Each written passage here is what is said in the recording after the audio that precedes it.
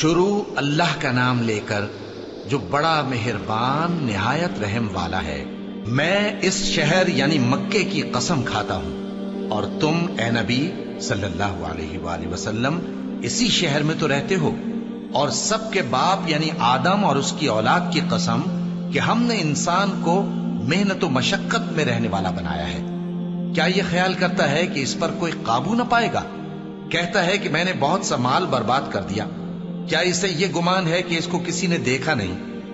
بھلا ہم نے اس کو 2 آنکھیں نہیں دی اور زبان اور 2 ہونٹ نہیں دیے؟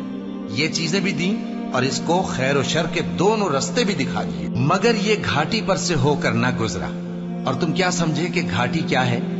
کسی کی گردن کا چھڑانا یا بھوک کے دن میں کھانا کھلانا، کسی رشتہ دار یتیم کو یا مٹی میں پڑے کسی نادار کو۔ پھر ان لوگوں میں بھی شامل ہوا جو ایمان لائے اور جو صبر کی نصیحت اور ایک دوسرے کو مہربانی کی تلقین کرتے رہے۔